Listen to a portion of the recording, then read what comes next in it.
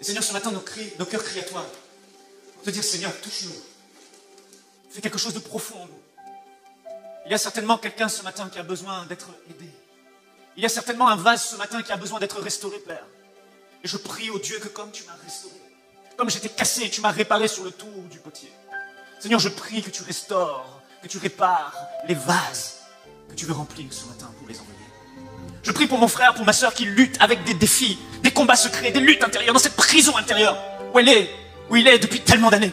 Et je prie, Saint-Esprit, que ta présence soit tellement forte ce matin, tellement palpable ce matin, que ta gloire éclate et que l'onction qui brise le joug, l'onction qui répare, l'huile qui guérit, puisse venir réparer les cœurs qui sont brisés, libérer ceux qui sont sous une domination, sous un joug ce matin, afin, Seigneur, que ton peuple soit libre, parce que tu as dit que celui que le Fils a franchi est réellement libre. Et Seigneur, nous voulons être libres pour te servir, libres pour aller, libres pour que rien ne nous arrête, libres pour qu'il n'y ait pas de limite, libres pour te servir dans toute la liberté de l'esprit. Alors ce matin, comme ton serviteur priait, fracasse-nous, répare-nous, restaure-nous, Seigneur, c'est ma prière ce matin, que tu fasses ton entrée, roi de gloire. Que le oint d'Israël fasse son entrée ce matin. Que celui qui a reçu l'onction, qui a la plénitude de l'onction, Jésus-Christ de Nazareth, vienne te toucher ce matin là où tu es et te restaure. Le Seigneur dit, ce combat que tu as mené depuis tellement d'années, cette lutte intérieure qui est là et que les gens ne voient pas, ce matin, il te dit, la lumière se lève sur ta vie. Et il va t'éclairer, te libérer, te guérir, te restaurer. Parce qu'il veut faire de toi un vase d'honneur qu'il va envoyer. Le Seigneur a vu ta souffrance et a entendu tes cris. Et il se lève ce matin pour toi. Amen.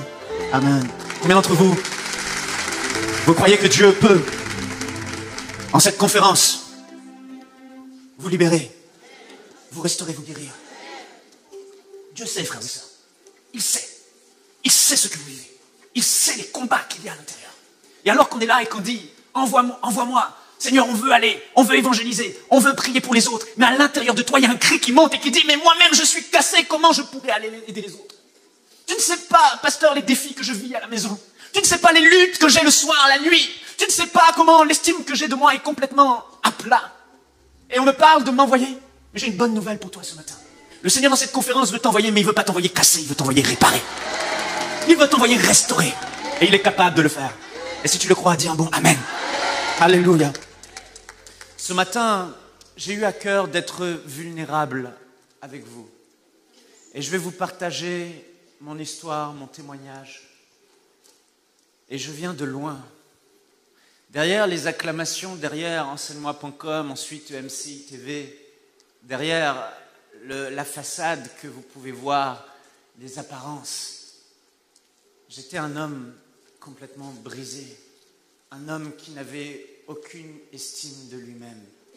Et le Seigneur, malgré tout, m'a utilisé pour faire des choses. Mais je peux vous dire que si Dieu m'amenait un poil plus loin, j'explosais littéralement. J'abandonnais. Et les combats et les luttes étaient tellement fortes que je ne pouvais pas être libre dans ce que je faisais et que je vivais des moments de crise extrême et à de nombreuses reprises, ma femme m'a trouvé dans la maison, dans la chambre, dans la cuisine, recroquevillé sur moi-même, à hurler, à pleurer, à crier, après avoir amené des âmes à Christ, après avoir guéri des malades, après avoir chassé des démons, tellement j'étais un vase brisé. Malgré tout, le Seigneur a pu m'utiliser parce que les fissures de ce vase permettaient quand même de contenir un peu de son onction.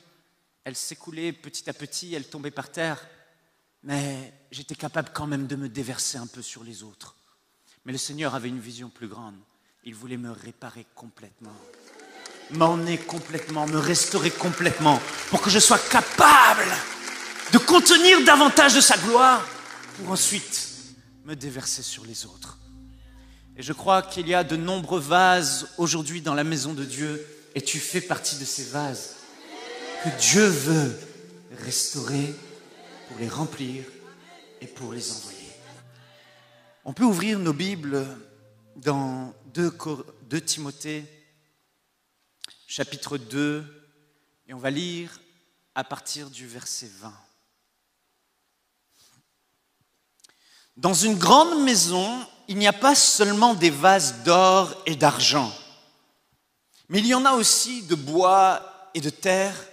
Les uns sont des vases d'honneur, et les autres sont d'un usage vil ou méprisable.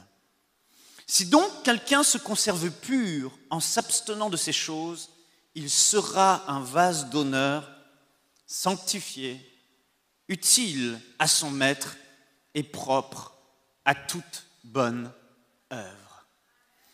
Ici, l'apôtre dit à Timothée que dans la maison de Dieu, il y a des vases.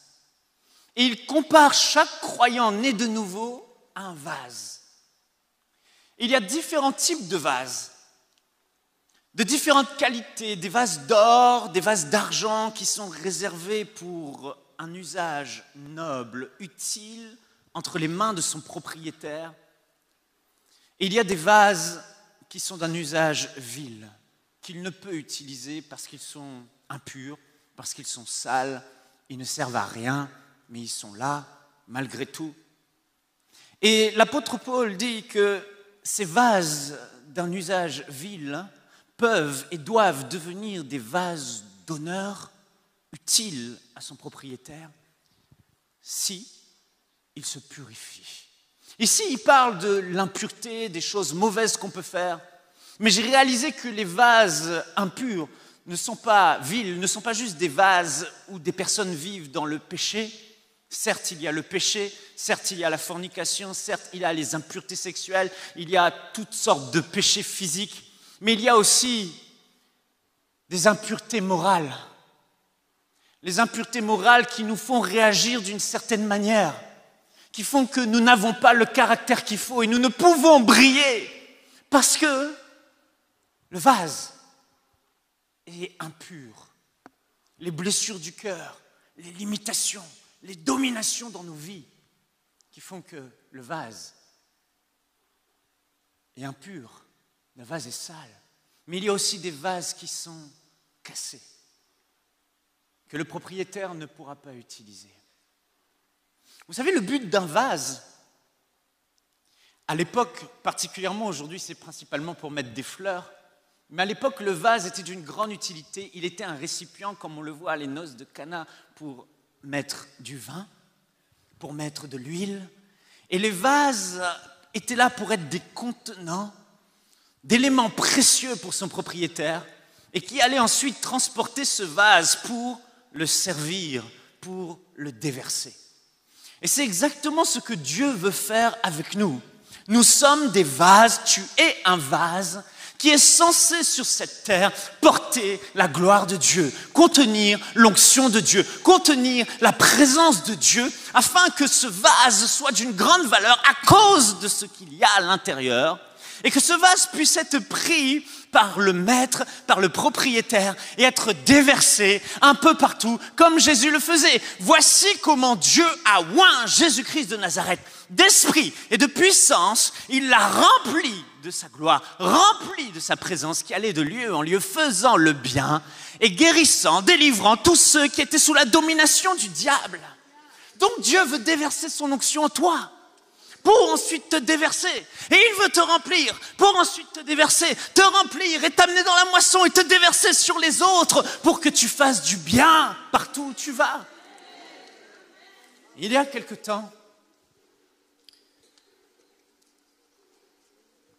j'ai eu une vision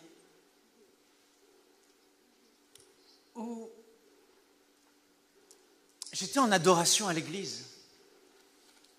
Je louais le Seigneur et comme dans un rêve, les images, la vision s'est imposée devant moi et j'ai vu toutes ces choses défiler devant moi.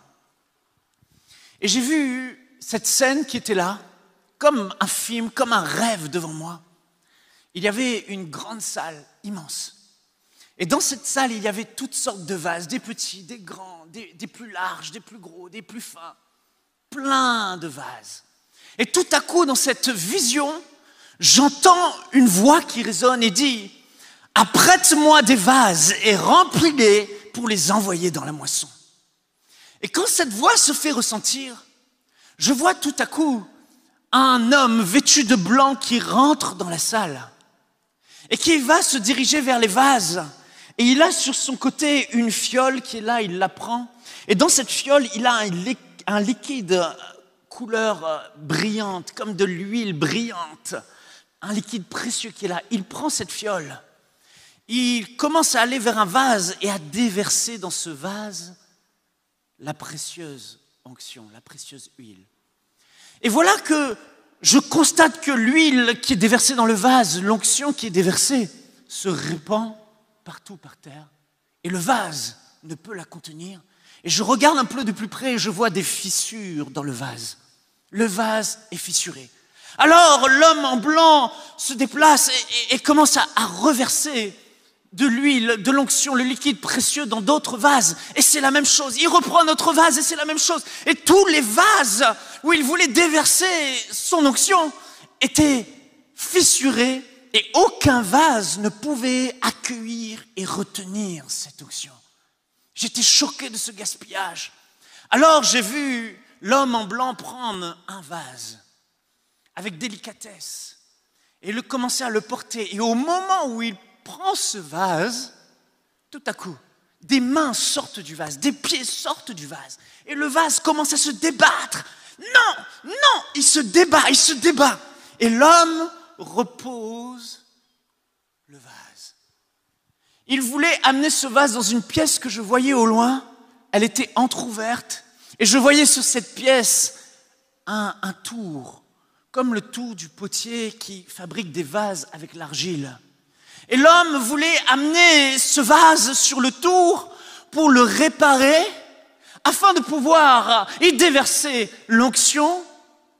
Mais le vase refusait d'être réparé. Frères et sœurs, la voix qui s'est fait entendre, c'est la voix du Père. La vision est claire, qui veut nous envoyer dans la moisson, porter du fruit pour lui. L'huile représente l'onction, la présence de Dieu que nous devons porter, accueillir, recevoir, pour ensuite être déversés dans ce monde, pour sauver des âmes et faire l'œuvre du ministère, du témoin de Jésus-Christ. Guérir, libérer, briller, aimer. L'homme en blanc, c'est Jésus-Christ de Nazareth, notre Seigneur, notre Roi, qui est celui qui baptise du Saint-Esprit et remplit du Saint-Esprit. Celui qui nous aime, il est aussi le divin potier. Celui dont Ésaïe a parlé, Ésaïe 61, disant « L'Esprit du Seigneur est sur moi, car il m'a oint pour guérir ceux qui ont le cœur brisé, pour annoncer une bonne nouvelle à ceux qui sont malheureux. » Jésus-Christ a la plénitude du Saint-Esprit, frères et sœurs. La plénitude est en lui et il a en lui la capacité, parce qu'il est le divin potier rempli d'autorité, rempli d'amour, rempli de puissance, rempli d'onction, pour guérir les cœurs qui sont brisés. Le mot brisé signifie casser, détruit. On peut y mettre aussi le mot fissuré. Il a la capacité par son onction de restaurer ta vie, de guérir toutes ces fissures. Les fissures du vase représentent ces choses qui sont à l'intérieur de nos vies, qui sont ces blessures, ces oppressions, ces dominations, qui sont là.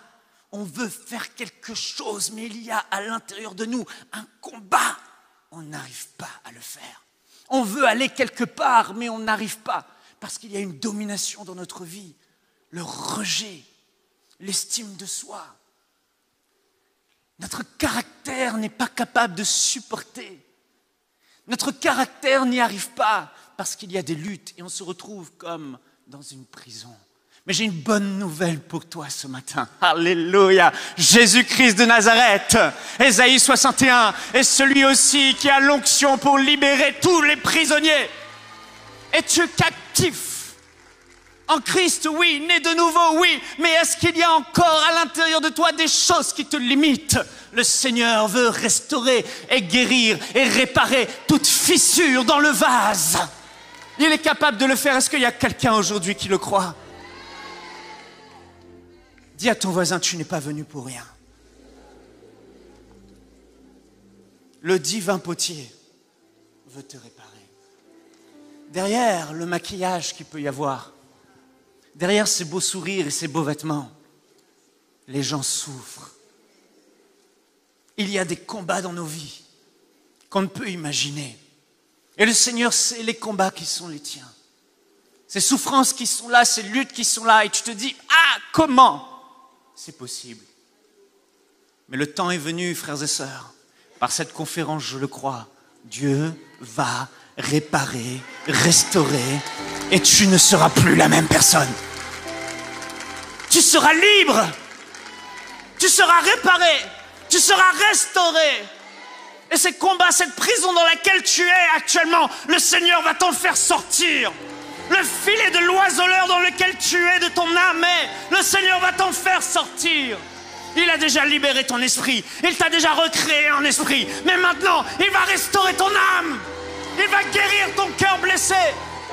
L'abus que tu as subi, les souffrances qui sont là depuis l'enfance et qui ne sont pas encore parties, le Seigneur veut te guérir. Jésus-Christ t'aime. Il a des projets pour toi. Et il ne veut pas juste t'envoyer et déverser dans ta vie pour que, à travers ces fissures, tu exploses. Il ne veut pas t'exposer pour que, à un moment donné, ce soit de la dynamite entre tes mains et que tu éclates. Non, il veut te guérir. Dis à ton voisin, le Seigneur veut te guérir. Et peu importe la taille de cette fissure, peu importe depuis combien d'années elle est là dans ta vie, peu importe sa largeur, le Seigneur va refaçonner le vase de ta vie.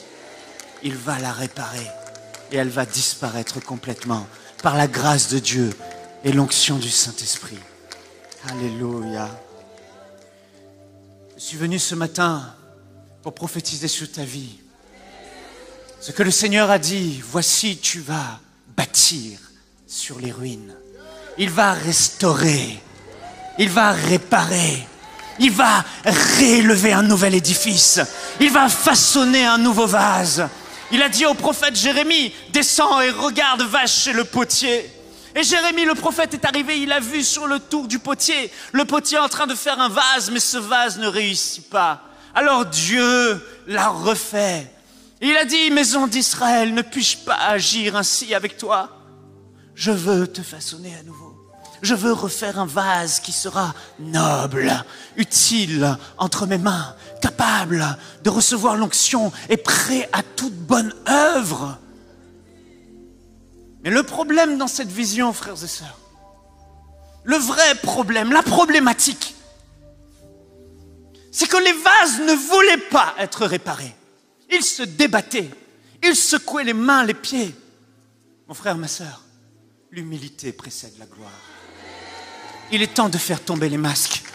Il est temps d'arrêter de paraître comme un super-héros et un super-chrétien. Il est temps ce matin devant le Seigneur, de t'humilier et dire, Seigneur, oui, je reconnais, j'ai besoin d'être réparé, j'ai besoin d'être restauré. Ça n'a pas besoin de prendre des années.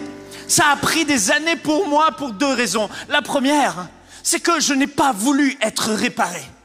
La première, c'est que je n'ai pas accepté d'aller dans la présence du Maître pour que le Maître fasse de moi un vase d'honneur et qu'il me répare et me restaure.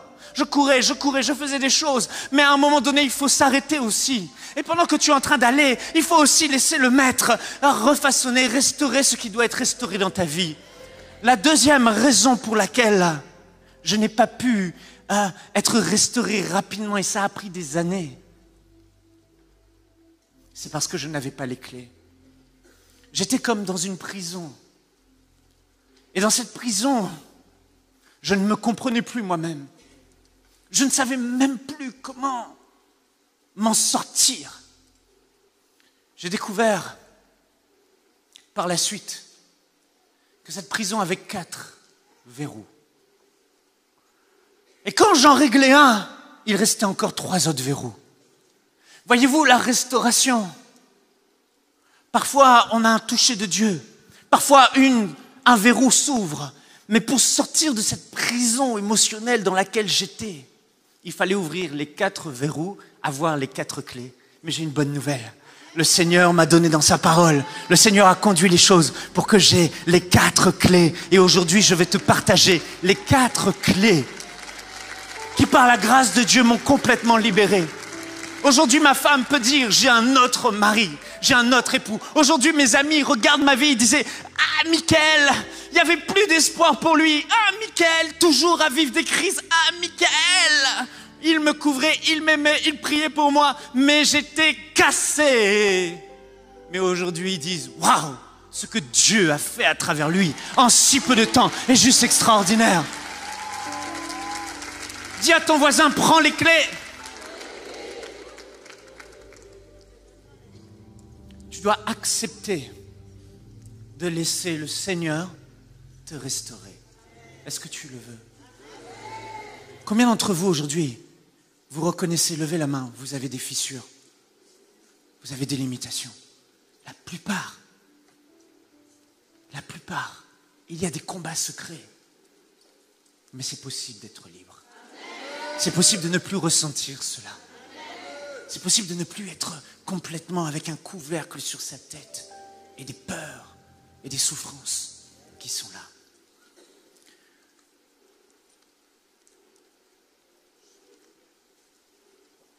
Dans ma vie,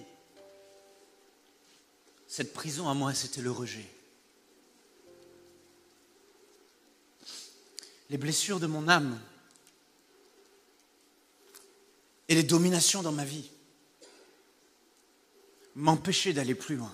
Dieu ne pouvait pas m'amener au niveau supérieur parce que j'étais incapable de gérer les relations.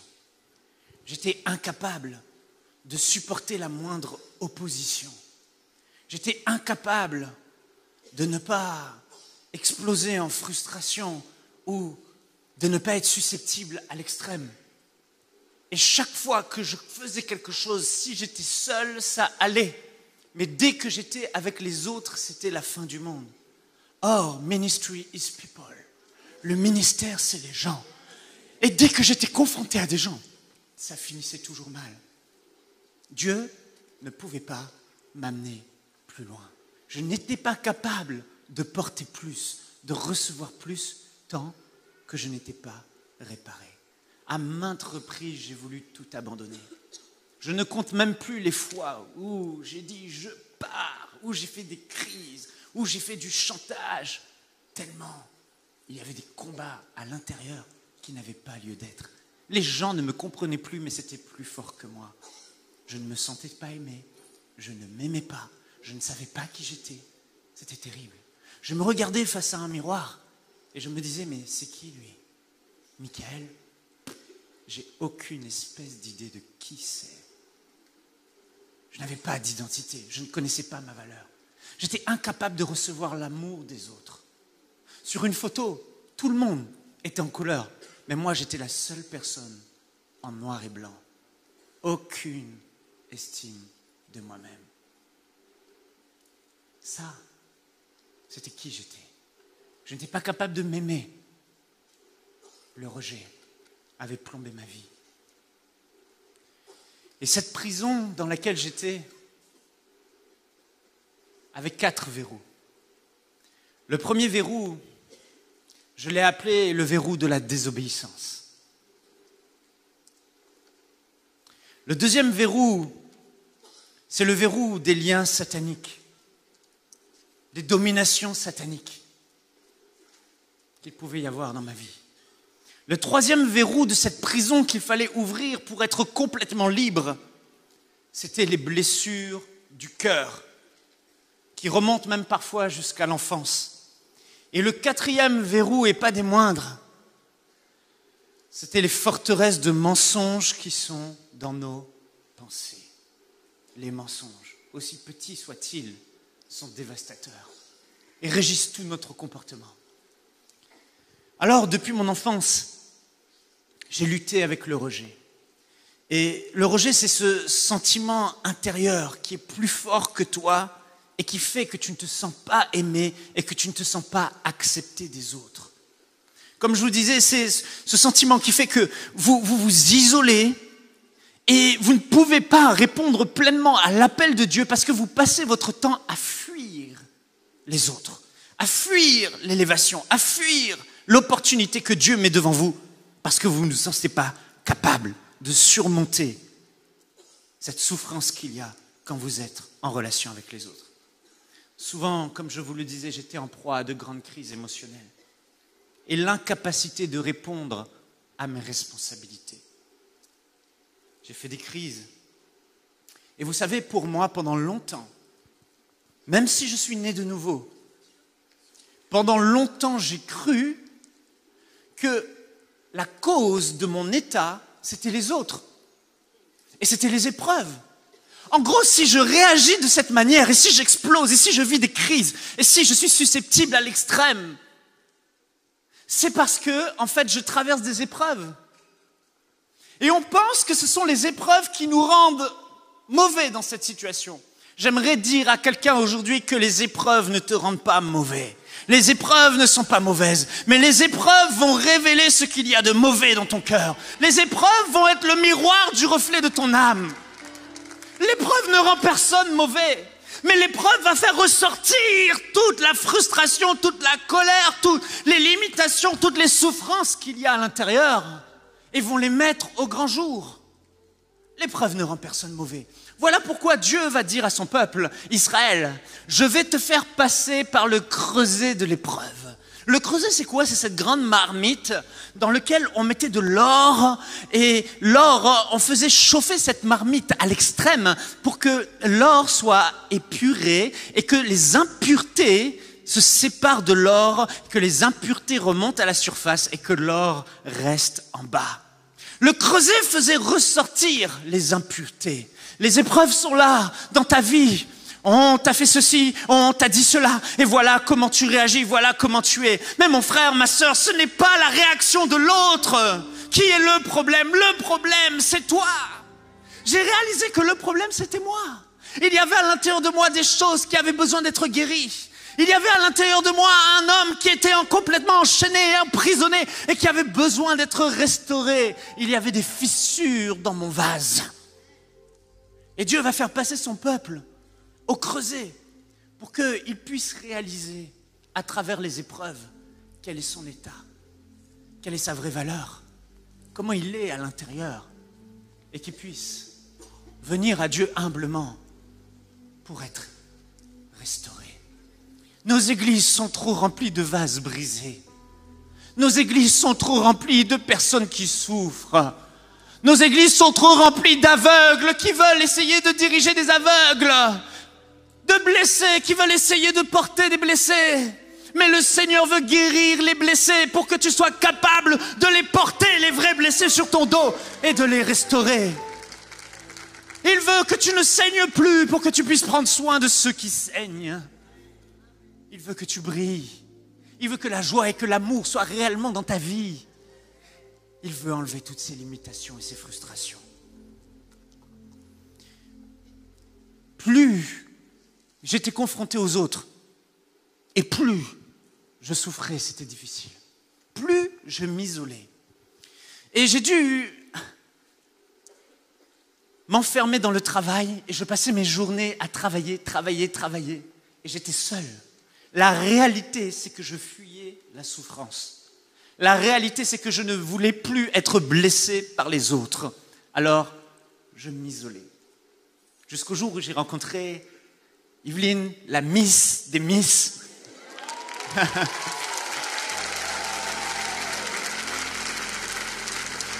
Et là, soit je continuais dans mon isolement, soit je construisais une relation avec elle pour qu'elle devienne ma femme.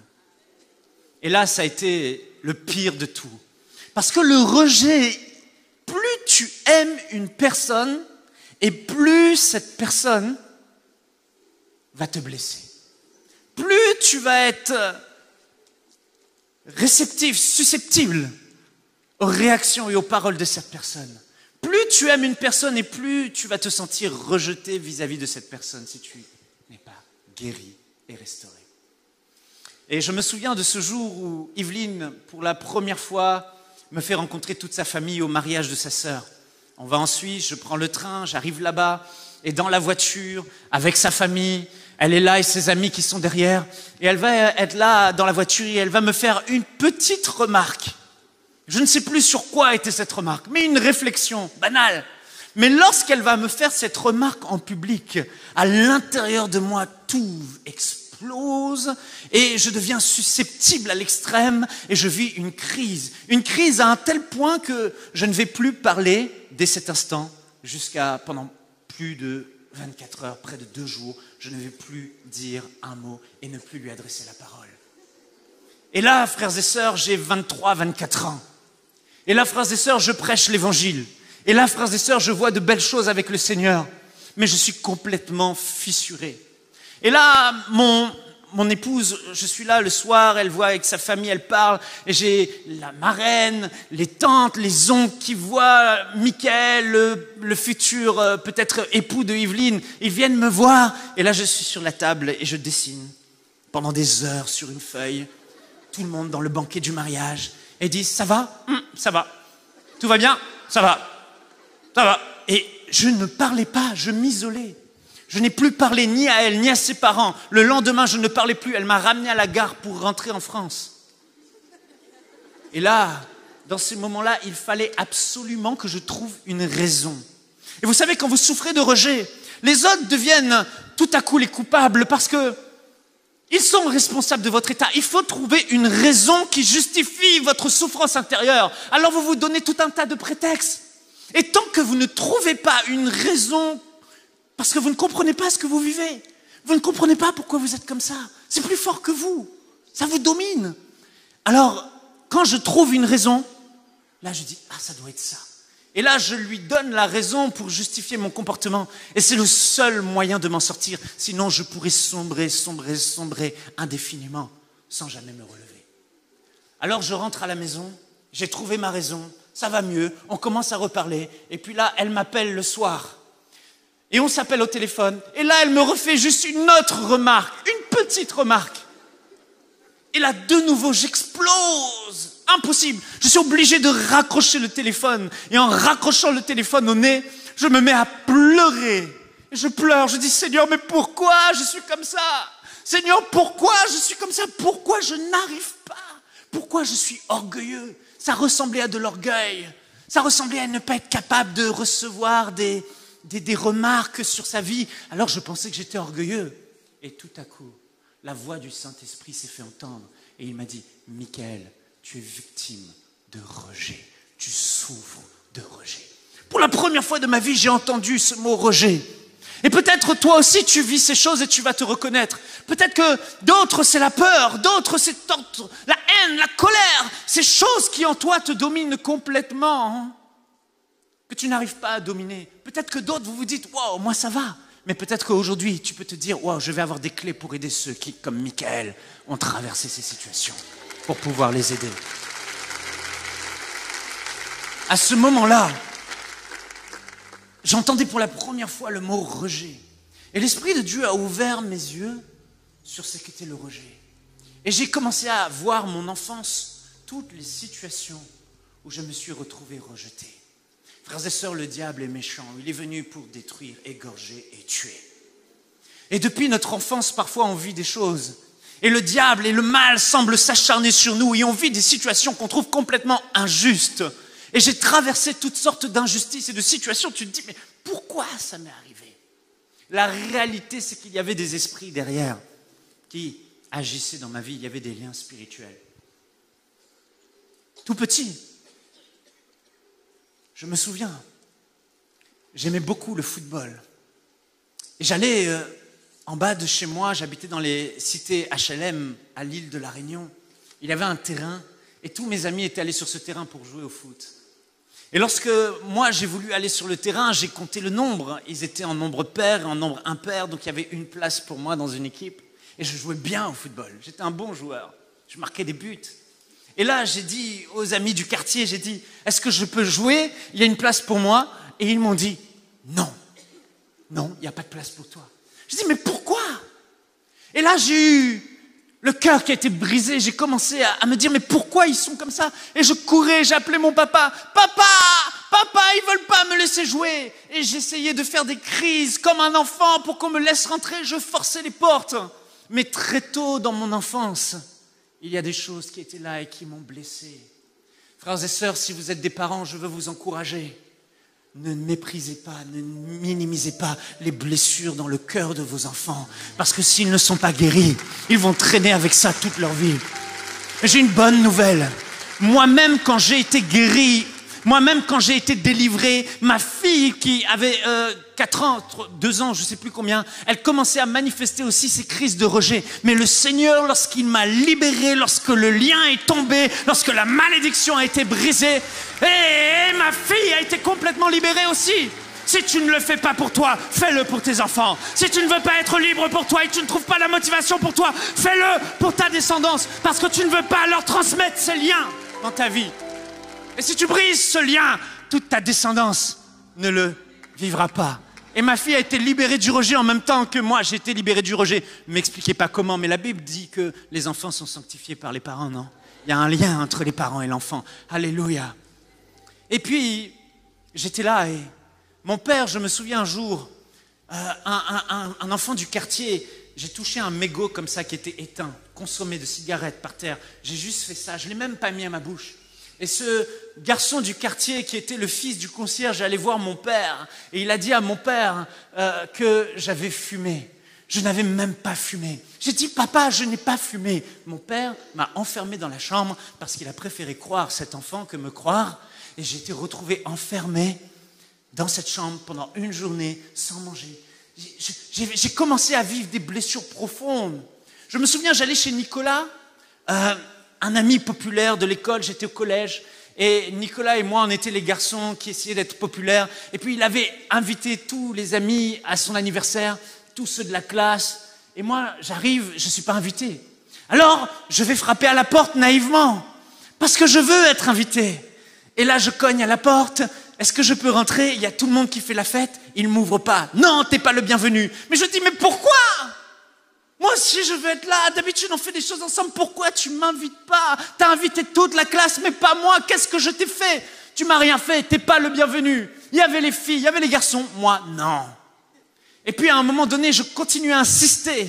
Il ouvre la porte et il me met une bombe lacrymogène dans les yeux, la bombe lacrymogène de sa mère. Je ne savais même pas ce que c'était. J'ai hurlé, j'ai crié, je suis rentré chez moi, j'ai lavé mon visage. Un autre jour, je sors du quartier, je traverse, je vais chez ma mamie qui habite juste en bas. Et là, il y a des jeunes qui m'appellent comme ça et puis ils me mettent de la poêle à gratter dans le dos. Je ne savais pas ce que c'était. J'avais l'impression qu'il y avait des milliers de fourmis qui me piquaient. Un autre jour, je marche comme ça et il y a un garçon qui me donne un coup de poing dans le ventre et je tombe par terre. Je ne le connais pas. J'ai juste croisé ses yeux et il m'a frappé au passage. Oh, j'ai rampé comme ça pour essayer de m'en sortir. Une autre fois, un autre dans la rue que je croise, sur un terrain de foot, il quitte le terrain de foot, il vient et il me donne un grand coup de pied dans le flanc, ici, devant tout le monde, devant mes amis. Mais pourquoi? Qu'est-ce que j'ai fait? Je n'avais rien fait. Mais le diable est méchant, frères et sœurs. Il cherche à nuire dès notre enfance, il cherche à nous détruire. Dès notre enfance, il met des fissures qui sont là. Alors, j'ai compris que dans ma vie, il y avait un esprit qui était là et qui agissait. Les mêmes patterns que je vivais se retrouvaient chez mes parents, chez ma sœur, chez mes cousins, chez mes cousines, tous. Quand le Saint-Esprit a ouvert mes yeux, j'ai dit « Waouh, mais c'est pas juste moi, c'est eux aussi, ils ont le même comportement. » Il y avait derrière des puissances qui agissaient et qui me tenaient captif. Avant de rentrer dans le verrou, je vais rapidement vous expliquer les symptômes du rejet.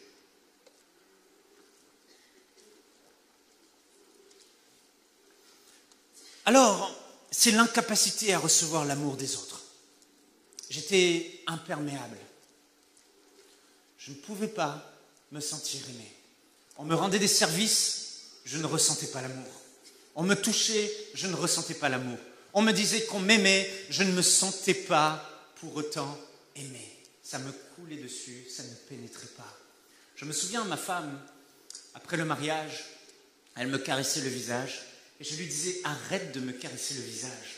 Parce que ça me gêne, juste. Une main qui te caresse, c'est pas agréable. Et je disais, arrête de me toucher. Quand j'ai été délivré, frères et sœurs, je prenais sa main et je lui disais, touche-moi. Parce que je sens que je suis aimé. Je ressens ton amour. Mais avant, je ne ressentais rien.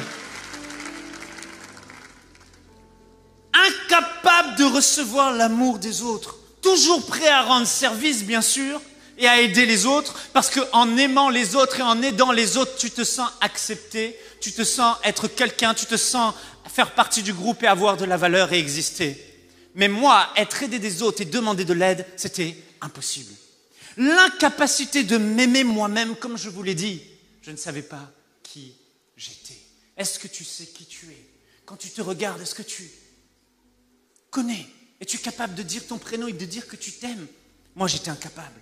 Le rejet faisait en sorte que j'avais constamment besoin de plaire aux hommes. Et plaire aux hommes est si important que j'étais plus concerné par ce que les hommes pouvaient penser que ce que Dieu pouvait penser de moi. Alors, on m'appelait Jack et j'avais un prénom, je m'étais appelé Jack. Jack, c'était la version de moi caméléon. Je n'étais jamais moi. J'étais et je devenais en fonction de avec qui j'étais la personne que l'autre voulait que je sois. Voilà pourquoi je n'avais pas d'identité. J'étais un jour ci, un jour ça. Tu veux que je sois ça, je pense que tu veux que je sois comme ça, alors je vais devenir cette personne et je vais être cool et je vais mettre mon masque et je vais être cette façade. Et j'ai développé une personnalité qui n'était pas moi, je n'étais pas authentique. J'étais Jack, ce caméléon. Le rejet va faire en sorte que tu vas être dans l'incapacité de dire non aux autres. Je ne savais pas dire non, je n'étais pas capable de dire non, parce que si je dis non, tu ne vas plus m'aimer. Si je dis non, tu ne vas plus m'accepter. Je me justifiais pour tout, absolument tout. J'étais en retard, il fallait que je dise, même si cette personne n'était pas redevable, même si j'étais son employeur, même si j'étais celui qui était peut-être son aîné, même dans la foi, il fallait qu'à chaque fois je lui explique, désolé, je suis en retard parce que, et je donnais les raisons, parce que quelque part, il fallait que l'autre comprenne la raison de mon retard de peur d'être au fond rejeté. Quand j'avais l'impression d'être rejeté par quelqu'un et que j'envoyais un SMS, il fallait que je regarde mon téléphone toutes les 10 secondes pour voir si elle avait répondu. Il fallait que je réécoute mes messages et mes vocaux constamment pour être sûr que ce que j'ai envoyé, c'est correct. C'était terrible. Mais le pire, c'était les décisions émotionnelles. Et ça, Dieu ne pouvait l'accepter. Dieu ne pouvait m'amener plus loin. Et ces fissures étaient terribles parce que constamment, je prenais des décisions pour plaire aux hommes. Je ne pouvais pas prendre de décisions par des convictions si je savais que la personne en face de moi voulait autre chose. J'ai donné, l'une des plus grandes erreurs de ma vie, a été de donner la présidence de MCI à un homme simplement par une décision émotionnelle. Vous savez comment ça s'est passé? C'était à ICC d'ailleurs, à Ivry, du temps d'Ivry. J'arrive à l'église, et puis j'ai lancé enseignement.com, il y a des millions de vues, il y a du succès. Et il y a un frère qui vient me voir, il est pasteur, et il me dit « Hey, je veux t'inviter dans mon église, t'es bien le président d'enseignement.com ?» Je dis « Oui ». Il dit « Viens prêcher dans mon église ». Et quand il me dit ça, je me dis « Ah, il m'invite parce que j'ai un titre de président d'enseignement.com » et ça m'a complètement brisé. Je suis rentré chez moi, frustré. Et là, j'étais là, j'arrivais pas à arrêter de penser à cet homme qui m'avait invité à cause de ma position et pas à cause du message que je pouvais donner, pas à cause de ma valeur. Et c'était devenu insupportable pour moi. J'ai pris mon téléphone, j'ai appelé une personne que je pensais pouvoir reprendre ma place et j'ai dit « Est-ce que tu veux être président d'enseignement.com à ma place ?» Vous imaginez comment c'est tordu? Je consulte pas Dieu, je ne demande pas à Dieu, parce que plaire aux hommes est plus important que tout dans ma vie. Et le désir d'être aimé, le besoin d'être accepté, Dieu ne pouvait pas tolérer de telles choses. J'ai donné des positions à EMCI, à des gens, pas par conviction. Je savais qu'il ne fallait pas le faire, mais je l'ai fait juste pour leur faire plaisir. Dieu m'a dit, je ne peux pas fonctionner avec toi plus loin. Comme ça, c'est pas possible. Il déteste ça. C'est pour ça que l'œuvre était limitée. Mais dès l'instant où Dieu m'a restauré, m'a libéré et guéri, l'œuvre a commencé à vivre une croissance exponentielle. Parce que j'étais capable. Dieu nous aime. Dieu est un bon Père. Il ne veut pas tout gâcher, ni l'œuvre, ni nous. Il ne veut pas qu'on explose. Donc plus tu vas retarder ce processus de restauration et de guérison, et de délivrance, plus tu vas retarder ta destinée. Et ce dans quoi Dieu veut te faire entrer. Le rejet, c'était aussi un manque d'estime de moi. Un sentiment de trop quand j'arrivais dans un groupe. Je rentrais dans une pièce et je me sentais de trop. Dès qu'il y avait un groupe, je m'isolais. Et je me comportais comme un enfant. J'avais besoin d'aller dans une pièce pour être à l'écart. Et la plupart du temps, je jouais avec des enfants. Parce que les enfants ne me rejetaient pas. Parce que les enfants ne me blessaient pas. Parce que je n'avais pas une mauvaise estime de moi-même avec les enfants. J'étais un homme one-to-one. Je voyais mes amis qui aimaient être en groupe, rigoler et tout ça. Moi, je ne comprenais pas. Moi, c'est one-to-one, les relations. Parce qu'en groupe, en réalité, je ne me sentais pas à la hauteur. Je me sentais de trop. C'est terrible. Le rejet a amené une susceptibilité extrême. Les remarques, les oppositions à mes idées au travail. Écoutez, on peut applaudir 99% de mes idées et les accepter, mais quand autour de la table j'amène une idée et que mon idée n'est pas reçue, c'est comme si vous avez rejeté tout qui j'étais. Je n'arrivais pas à dissocier ce que j'étais de mon travail. Ma valeur résidait dans ma performance. Plus je réussissais, plus j'étais accepté. Et j'étais devenu perfectionniste afin que jamais j'échoue, afin de ne jamais rejeter. Et quand on me critiquait une idée, je vivais une crise à un tel point, c'était insupportable, incapacité de résister à l'opposition. Un jour, je suis allé prêcher dans une église, il y avait la gloire de Dieu, c'était formidable, et la présence de Dieu était formidable. Il y avait une sœur qui était placée dans une bonne position dans l'église, qui ne m'aimait pas. À cause d'elle, je ne pouvais plus retourner dans l'église et prêcher au peuple qui avait été béni à cause d'une personne. J'étais incapable. Mon front n'était pas endurci et capable de recevoir l'opposition.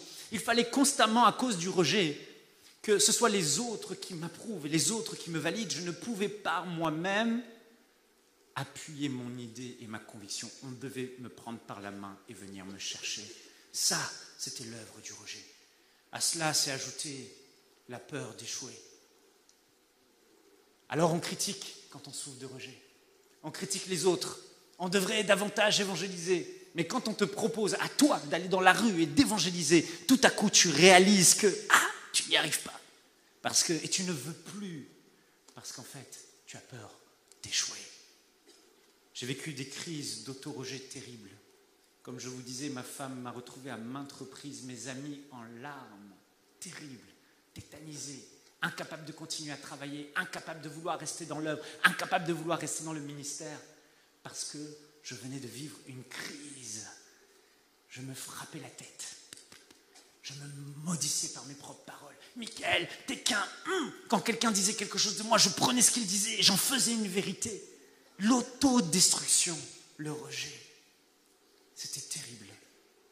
Le désir de la fuite. Tout ce que j'ai construit, j'étais prêt à l'abandonner. Tout ce que j'ai bâti, tout était prêt à rejeter à cause de ces crises intérieures émotionnelles. Le rejet te pousse à avoir un comportement d'enfant, à bouder, à t'isoler. Je me souviens de ce jour où je rentrais de Champigny, je rentrais à la maison à Noisy, et je passais par la gare et il y avait un restaurant.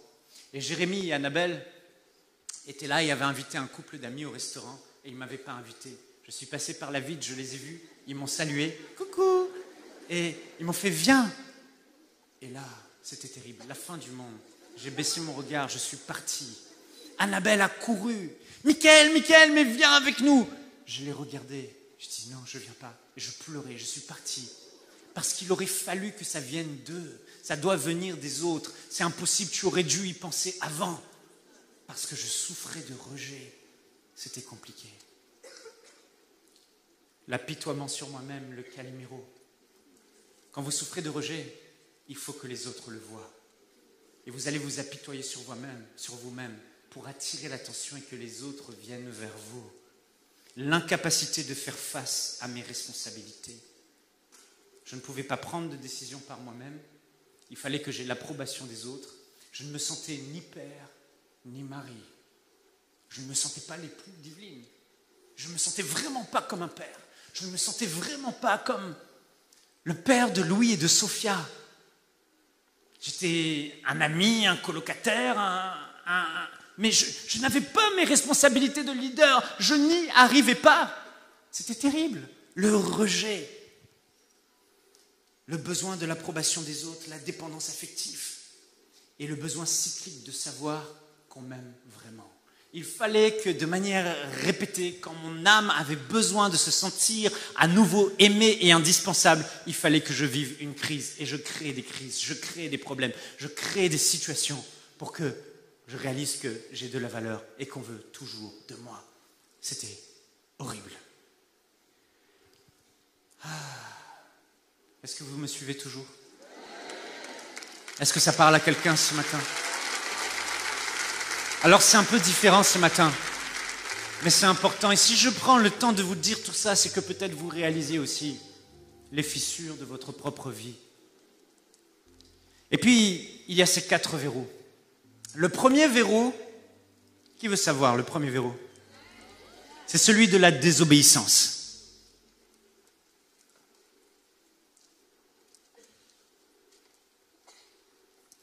Jacques, chapitre 4, verset 7 dit « Soumettez-vous donc à Dieu, résistez au diable, et il fuira loin de vous. » Alors ce verrou dans cette prison qu'il fallait que j'ouvre en premier lieu, c'est celui de la désobéissance.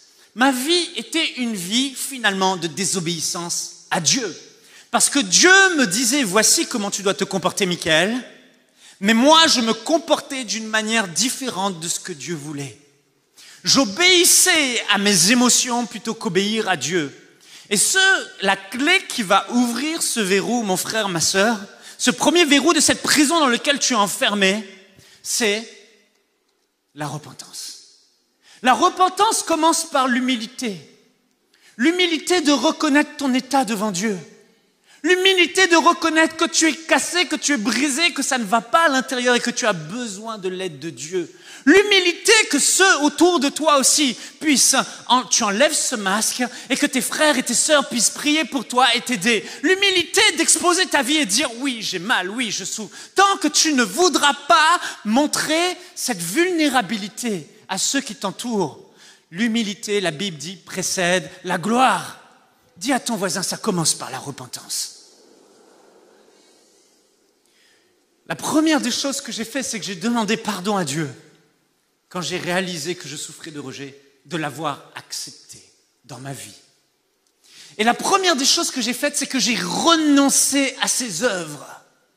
Les œuvres de l'ennemi à travers ces souffrances de ton âme et ces dominations dans ton âme, tu dois y renoncer. Est-ce que la peur te domine? Renonce à la peur. Au nom de Jésus, peur, je ne veux plus de toi. Sors de ma vie. Rejet, au nom de Jésus-Christ de Nazareth, je ne veux plus de toi. Tu es à l'intérieur de cette prison et la repentance, ça commence déjà par te lever et à dire non, maintenant, je ne me laisserai plus faire. Soumettez-vous à Dieu, résistez au diable. Satan, pendant trop longtemps, tu as dominé ma vie. Je ne me laisserai plus assujettir. Je ne me laisserai plus dominer. La repentance, c'est commencer à lutter avec ce qui est mal, à lutter avec les œuvres dans lesquelles le diable t'entraîne. La repentance, c'est le début de ce combat. Est-ce qu'aujourd'hui, il y a quelqu'un qui est prêt à se battre? Est-ce qu'aujourd'hui, il y a quelqu'un qui est prêt à se lever et dire « Non, trop, c'est trop. Maintenant, ça suffit. Jésus-Christ a payé le prix à la croix de Golgotha. Il m'a donné la parole. Je ne peux rester dans cette condition. » La repentance. Et frères et sœurs, la repentance, c'est aussi soumettez-vous donc à Dieu. Vous savez, lorsqu'on est rentré dans le royaume de Dieu, on a pris une décision, c'est de se détourner du péché. Mais le péché, c'est la surface. Le mal, c'est la surface. La réalité derrière, ce n'est pas juste obéir à des principes comme les religions le disent. Non, la foi, ce n'est pas une religion qui obéit à des principes. La foi, c'est une relation vis-à-vis d'une personne. Si nous vivons dans le péché, c'est parce que nous n'avons pas encore été touchés par l'amour de Jésus, parce que nous n'aimons pas encore Jésus pleinement. Mais lorsqu'il nous a touchés, lorsqu'il nous a aimés, le premier, nous l'aimons en retour et nous voulons lui obéir, nous voulons lui plaire. Lorsqu'on rentre dans le royaume de Dieu, on prend une décision, faire de Jésus notre sauveur, mais faire aussi de Jésus notre Seigneur. Si tu confesses de ta bouche que Jésus-Christ est ton Seigneur, et si tu crois dans ton cœur qu'il l'a ressuscité d'entre les morts, tu seras sauvé. L'apôtre Paul a dit seulement 6 fois que Jésus est le Sauveur. Il a dit plus de 300 fois que Jésus-Christ est le Seigneur, le Kurios, le Maître, le Dieu de notre vie, l'autorité de notre vie. Donc la désobéissance, c'est au final un problème de fond. Ta relation avec Dieu, ton identité avec Dieu. Qui est Jésus-Christ de Nazareth pour toi? Et là, j'ai commencé à vivre un profond bousculement qui a duré 2 semaines dans la parole. Quand je suis rentré dans le royaume de Dieu, j'ai renoncé à ma vie et j'ai dit à Jésus-Christ, prends tout de ma vie. Et sans réaliser la démarche que j'ai faite, j'ai oublié qui j'étais et je n'avais gardé que Jésus-Christ sauveur. Pendant toute cette période où je souffrais de rejet, j'ai amené beaucoup d'âmes à Christ, prêchant la croix, prêchant la repentance vis-à-vis du péché. Mais j'ai réalisé au fond de moi que si je réagissais comme ça et que j'acceptais ces choses, c'est que quelque part, la parole de Jésus-Christ de Nazareth, le Fils de Dieu, ne résonnait pas pleinement en moi. Parce que si elle avait vraiment de la valeur, et toute la valeur qu'elle devait avoir dans mon cœur, je ne tolérerais pas ces comportements que Jésus lui-même ne tolère pas. Voilà pourquoi Jésus a dit, pourquoi m'appelez-vous Seigneur, Seigneur, et ne faites-vous pas ce que je vous dis? Et j'ai réalisé que ce mot Seigneur était devenu comme un jargon dans l'église. Mais le jour où je suis rentré dans le royaume de Dieu, Michael, Jésus-Christ est devenu le Seigneur de ta vie. La définition de ce que je suis, c'est, Paul l'a donné, si Christ est mort pour toi, ce n'est plus pour que tu vives pour toi-même, mais que tu vives pour celui qui est mort et ressuscité pour toi. Donc ce que je suis, c'est que je suis un doulos. Je suis un esclave affranchi par le maître, aimé du maître. Mais je suis un esclave qui a choisi, étant affranchi, de retourner sous le doux joug de la royauté, de la divinité, de la seigneurie de Jésus-Christ de Nazareth. Et il y a eu cet ajustement de foi en moi, en trouvant l'équilibre entre le Sauveur et le Seigneur. Est-ce que Jésus-Christ est pleinement le Seigneur dans ton cœur? Est-ce qu'il règne dans chaque aspect de ta vie? L'homme riche, Jésus a dit, il n'est pas prêt pour le royaume de Dieu. Pourquoi? Parce qu'il a envoyé Jésus-Christ sa parole et lui a dit, vends tout ce que tu as, puis viens et suis-moi. Et cet homme, face à la parole de Christ, a refusé d'obéir. C'était trop dur pour lui. Et Jésus va dire, oh, qu'il est difficile à un riche de rentrer dans le royaume de Dieu. Qu'il est difficile à un homme riche de se soumettre à l'autorité de Jésus-Christ. Qu'il est difficile à un homme riche de perdre sa vie pour la gagner. Qu'il est difficile à un homme riche de confesser Jésus-Christ comme celui qui va régner sur ses finances, qui va régner sur son temps, qui va régner sur son argent. Moi, je te dis, vends tes biens et suis-moi. Non, non, non, non, non. Voyez-vous, la parole de Dieu va mettre l'homme face à... C'est un baromètre, en fait. Comment tu obéis à la parole de Dieu est le reflet, le baromètre qui permet de savoir si ta foi en Jésus-Christ le Seigneur est enracinée. Si tu désobéis et que tu es OK avec ça, quelque part, tu dois laisser toute la place à la seigneurie de Jésus-Christ. Soumets-toi donc à Jésus et à sa parole. Vous savez, quand je vivais des crises de rejet, c'était avec les gens. Et j'avais un problème avec les gens et les gens avaient un problème avec moi. Et il fallait que Cette parole de Christ qui dit, si ton frère est une occasion, si ton frère a quelque chose contre toi, laisse là ton offrande et va te réconcilier avec ton frère. Cette parole ne résonnait pas assez.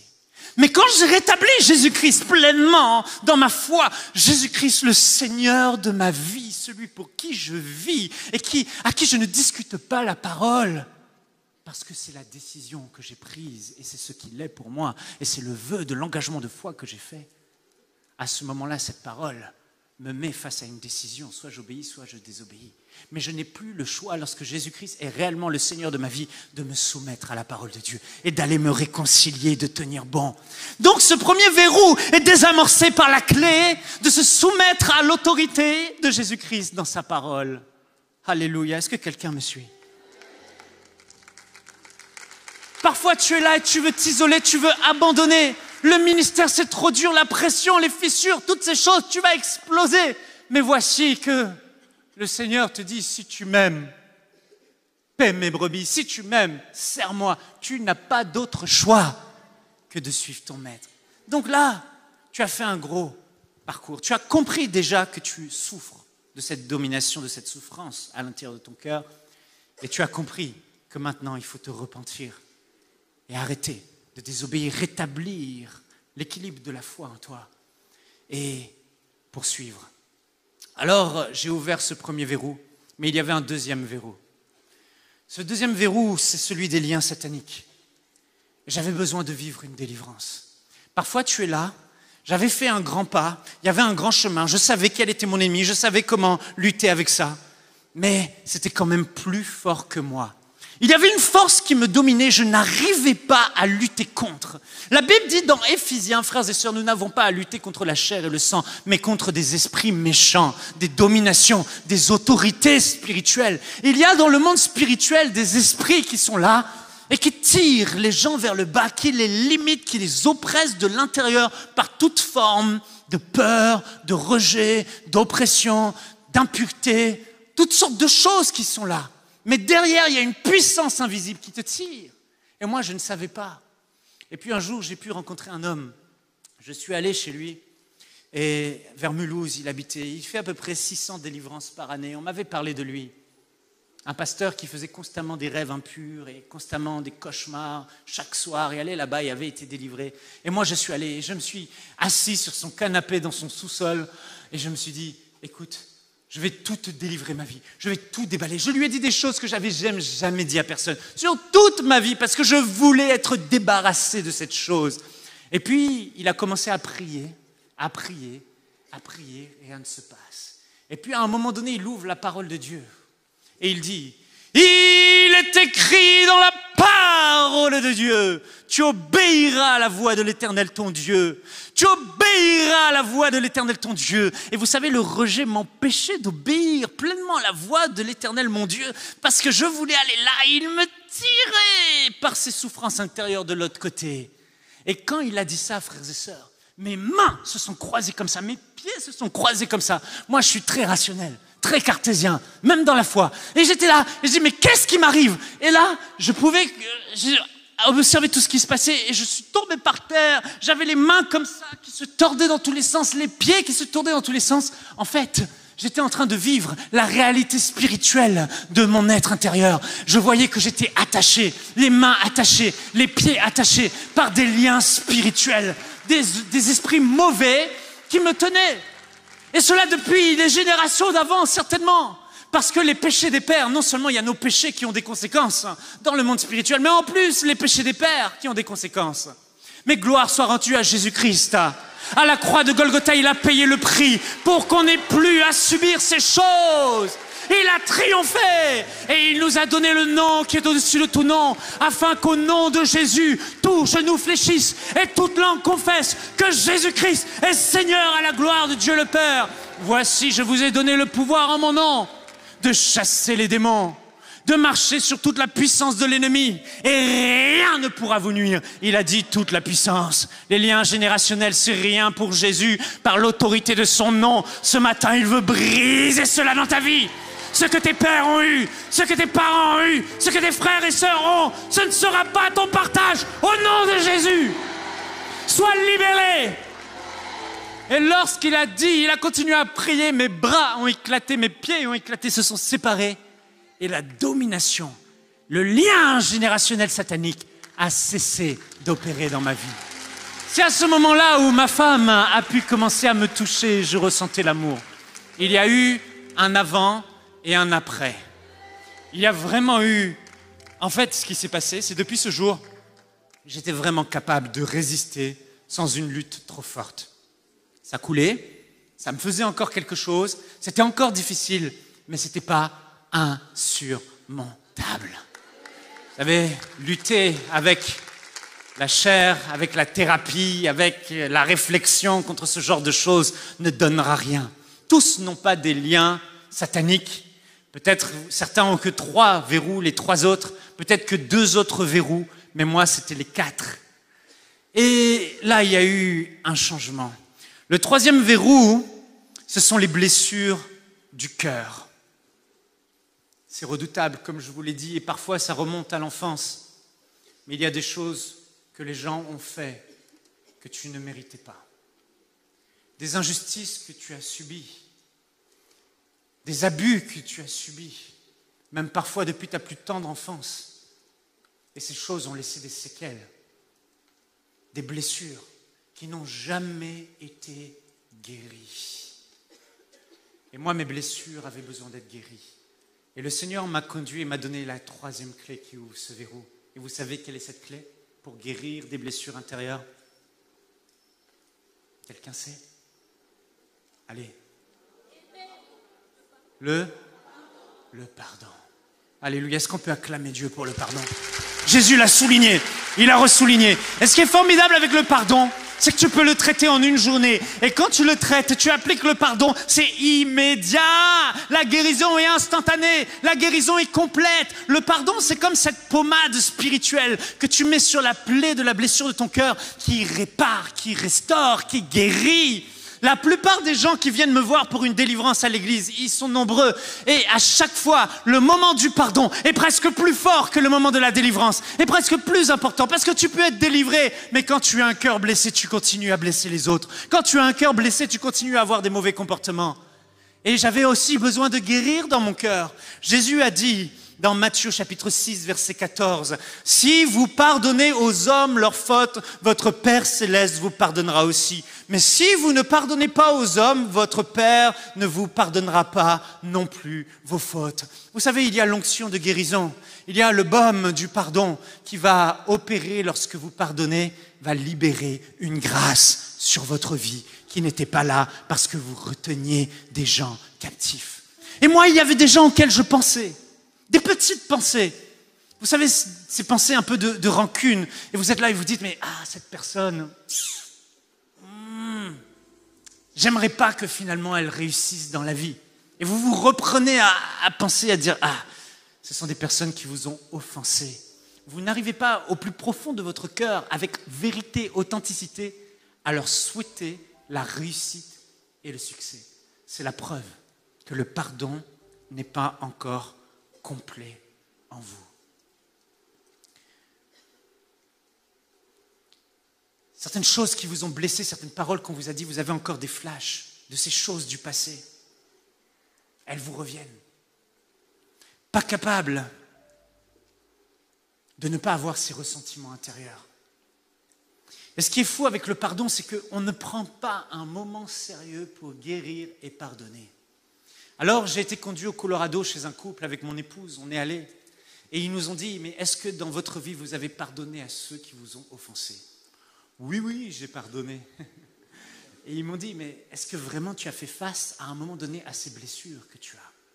Tous ces gens dans ton parcours qui t'ont offensé, est-ce qu'il y a un moment donné où tu as pris le temps de leur pardonner pour chaque chose qu'ils t'ont fait devant le Seigneur, un temps sérieux? Et à dire, Seigneur, tu vois, lorsqu'ils m'ont fait ça, lorsqu'il a dit ça à mon sujet, qu'il a pensé ça à mon sujet, tu vois cette parole que cette personne a dite qui m'a blessé, je lui pardonne, elle ne savait pas ce qu'elle faisait. Comme tu m'as pardonné, alors que moi je faisais ce qui était mal pour toi, alors que moi j'agissais par toutes sortes de péchés et que j'étais en horreur à tes yeux. Tu m'as pardonné, Jésus-Christ, et tu as versé ton sang à la croix pour moi. Comment retiendrai-je le pardon vis-à-vis de ces personnes? Mon frère, ma sœur, cette personne qui t'a offensé, qui t'a blessé, aujourd'hui, tu te retrouves prisonnière de ces choses avec des blessures parce que tu dois la pardonner. Fais-le pour toi. Le pardon va neutraliser le venin de l'offense et de l'amertume et de la vengeance dans ton cœur et de la peine. Le pardon est extrêmement puissant.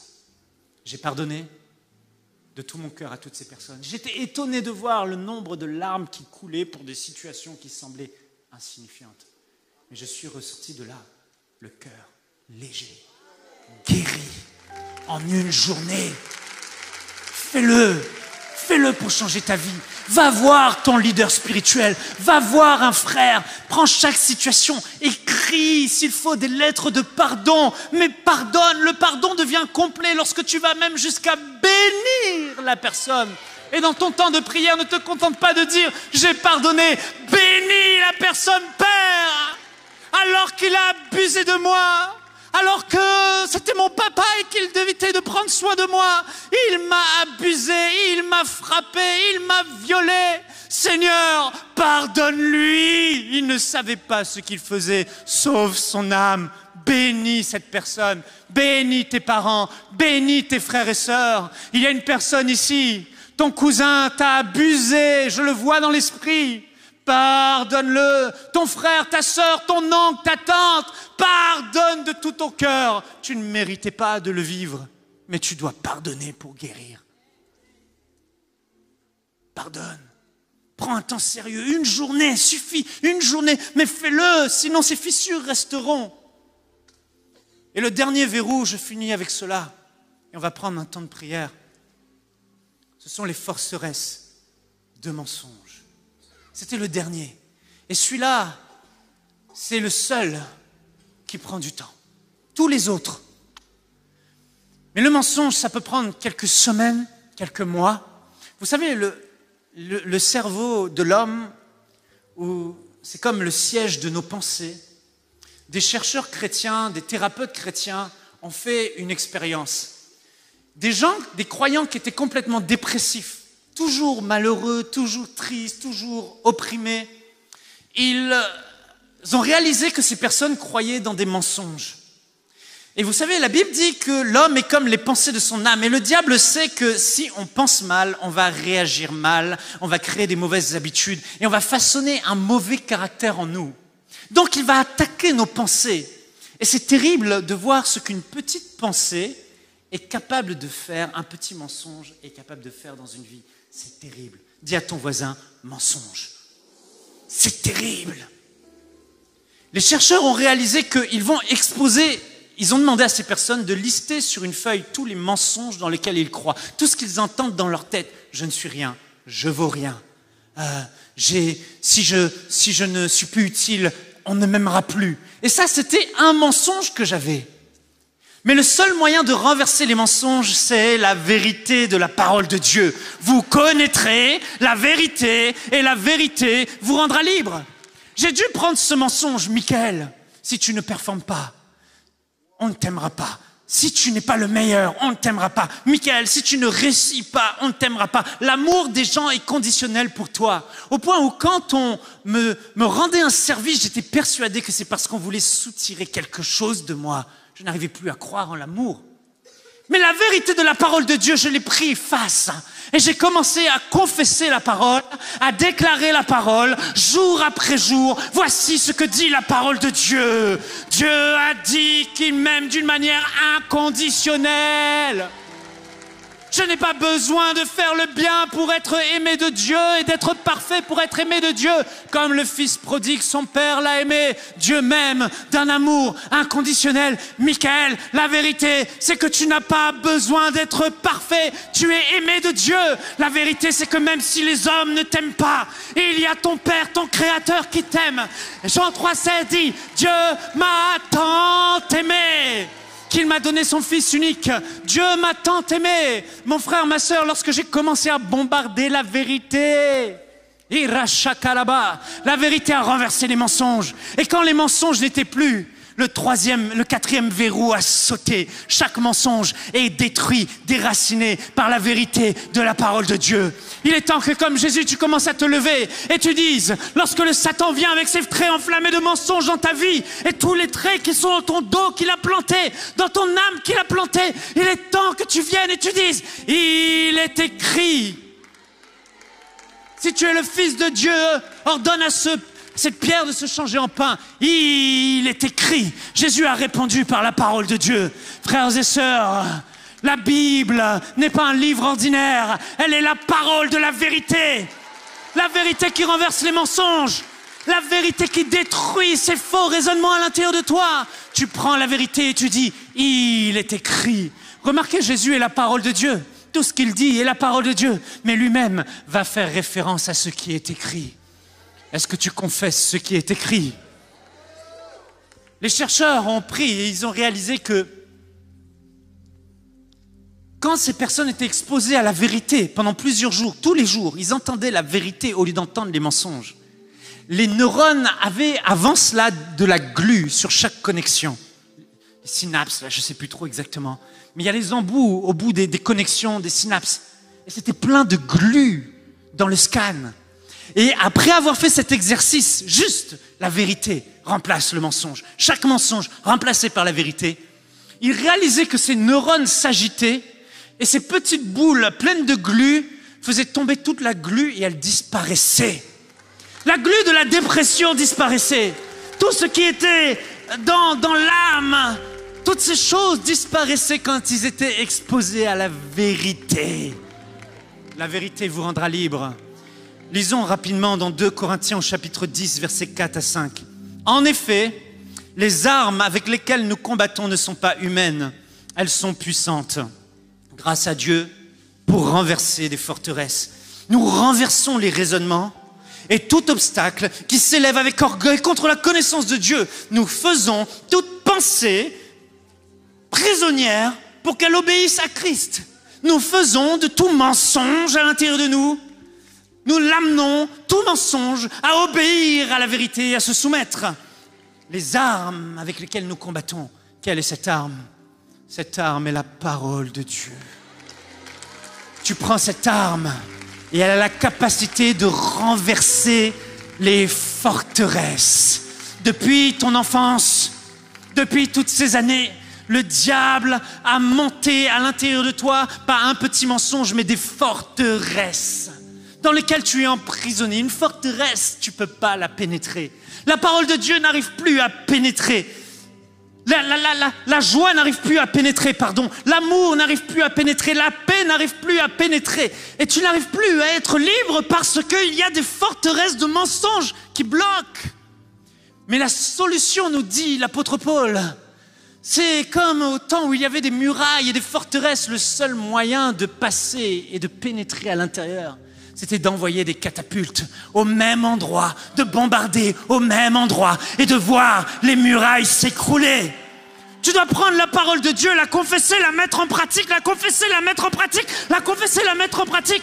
Et la bonne nouvelle, c'est qu'en moins de 3 semaines ou en moins de 2 mois pour certains, tu seras affranchi.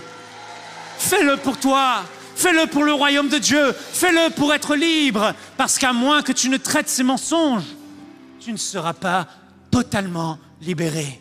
Voilà pourquoi les gens viennent à l'imposition des mains, les démons sortent et les problèmes restent. Parce qu'ils n'ont pas ouvert tous les verrous. Dis à ton voisin, ouvre tous les verrous. Vous savez, le mensonge, c'est comme un petit virus informatique. Regardez les virus. Un ordinateur, c'est tangible, c'est visible, c'est palpable, il y a des disques durs, il y a un boîtier, c'est réel, c'est gros. Ça a l'air puissant. Mais vous chopez un petit virus à l'intérieur et tout le système dysfonctionne. Plus rien ne marche à cause d'un insignifiant petit virus qui en fait n'est même pas visible à l'œil nu, qui en fait n'a même pas ne peut même pas être matérialisé. Il est abstrait. Et ce petit virus va tout faire dysfonctionner. Vous ne pouvez pas imaginer le nombre de personnes que je vois qui sont captifs et qui souffrent en tant qu'enfants de Dieu, où la réalité derrière, c'est un petit mensonge. Récemment, je faisais la délivrance d'une dame. Le mensonge dans lequel elle croyait et elle vivait constamment dans la peur, c'était qu'elle avait peur que Dieu ne l'accepte pas alors qu'elle est chrétienne, née de nouveau depuis longtemps. Peur que Dieu soit en colère contre elle. Je lui ai dit, mais Dieu n'est pas en colère contre toi. J'ai pris 1 heure pour lui exposer l'évangile. Et pourquoi Dieu a pris tous ses péchés du passé et les a littéralement effacés et il ne s'en souvient plus. Je l'ai exposé à la vérité de l'évangile où vraiment le sang de Jésus l'a lavé. Ce n'est pas parce qu'elle est parfaite que Dieu va l'accepter, mais c'est parce qu'il y a Jésus-Christ, son avocat, qui se lèvera pour dire « Elle m'appartient !» Après 1 heure avec elle, elle a été libérée non seulement de l'esprit qui agissait, mais aussi de la vérité qui l'a affranchie. Elle a médité cette vérité, aujourd'hui elle est libre, elle évangélise, elle a gagné encore une âme, encore récemment. Parce qu'elle est libérée du mensonge.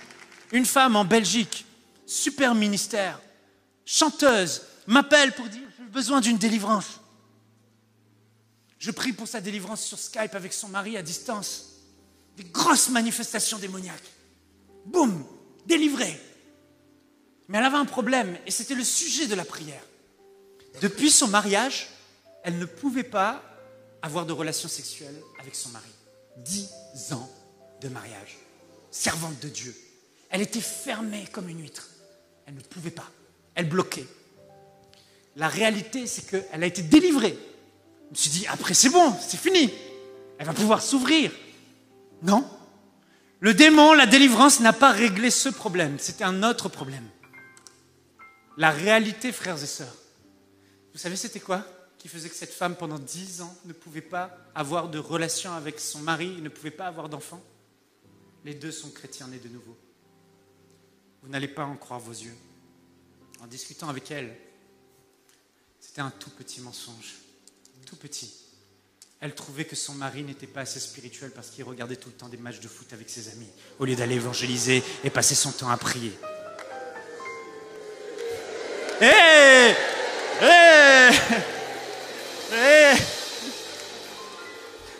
Hé! On lui a dit, il est tout à fait normal, nous aussi on regarde des matchs de foot. Et là, ses yeux se sont ouverts, elle a fait « Hé !» Et tout à coup, elle était ouverte. Elle a pu avoir pour la première fois en 10 ans des relations avec son mari. Merci Seigneur pour la vérité. Est-ce qu'on peut se lever s'il vous plaît?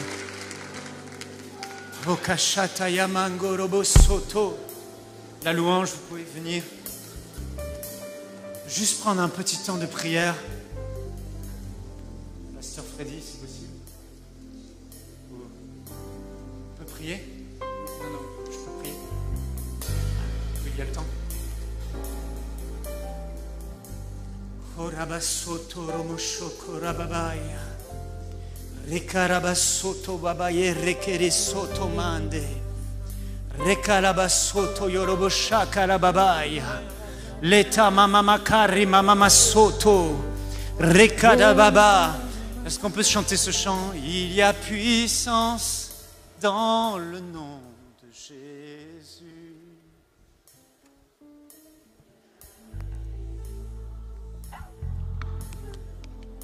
Jésus, il y a puissance dans le nom de Jésus pour briser les chaînes, pour briser les chaînes, pour briser les chaînes, pour briser les chaînes, pour briser les chaînes, pour briser les chaînes. Là où tu es, lève tes mains bien haut. Et commence à prier pendant qu'on chante ce chant. Prie, prie, prie, prie, prie. Dans le nom de Jésus. Prie, prie, prie, prie, prie, prie. Rokasata yarabashotorobo. Demande au Seigneur. Demande au Seigneur. Demande au Seigneur de te réparer. Demande au Seigneur de te restaurer. Rekarabababasotorobo shanda. Si toi aussi, tu réalises. que tu as des luttes à l'intérieur de toi, si tu réalises que tu as des fissures, si tu réalises que tu es limité, si tu réalises que tu es dans cette prison à l'intérieur et que le Seigneur aujourd'hui est là pour te libérer, si tu crois en lui, dis-lui Seigneur Jésus. Seigneur Jésus, manifeste ta bonté. Commence à appeler à Jésus. Commence à élever son nom dans ce lieu. Dis-lui Jésus, je ne veux plus faire semblant. Je ne veux plus faire comme si tout va bien. Aujourd'hui, c'est le jour de ma délivrance. Aujourd'hui, c'est le jour de ma restauration.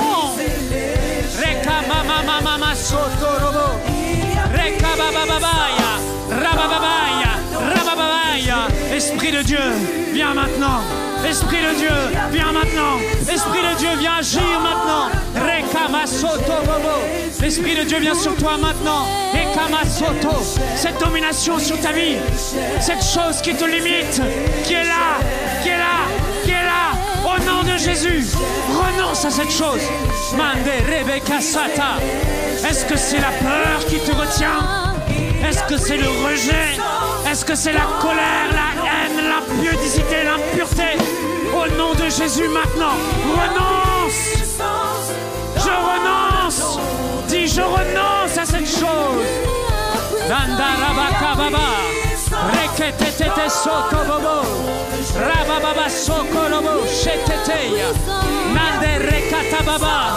Père, comme tu m'as délivré.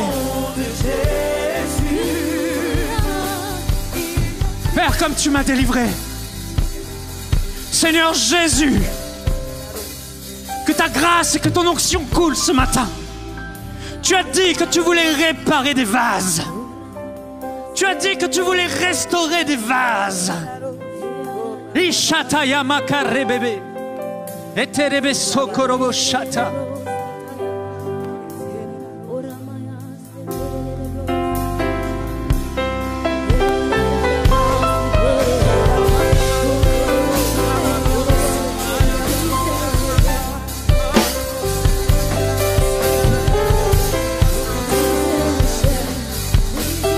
L'Esprit de Dieu est là.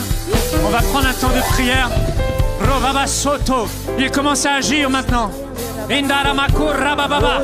Là où tu es, celui qui brise les chaînes, qui brise les jougs, j'ordonne maintenant, au nom de Jésus-Christ de Nazareth, à tout démon de malédiction générationnelle, là où tu es, je brise ton pouvoir. Démon de malédiction générationnelle, sors au nom de Jésus. Libère au nom de Jésus.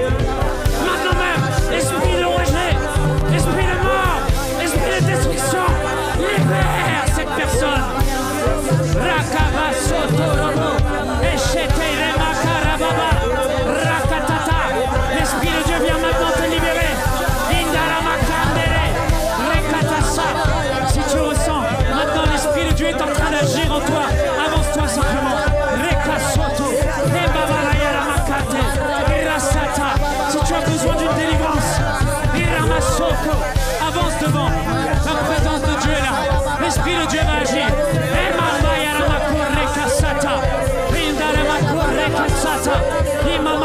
Il y a la peur qui domine ta vie.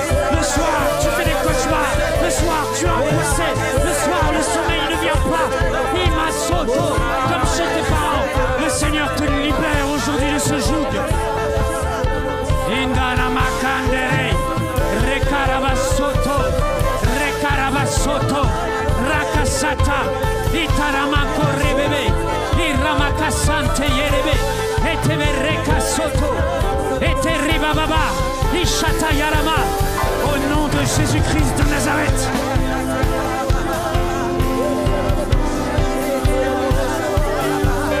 Au nom de Jésus-Christ de Nazareth.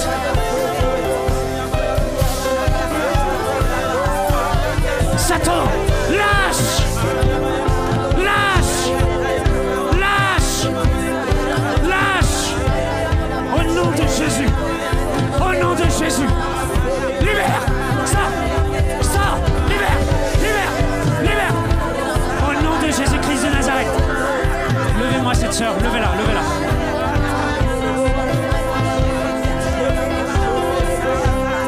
Démon!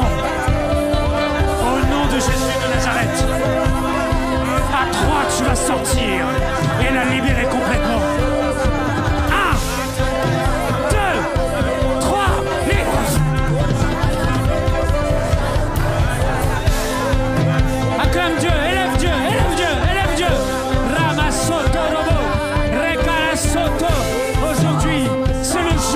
Seigneur te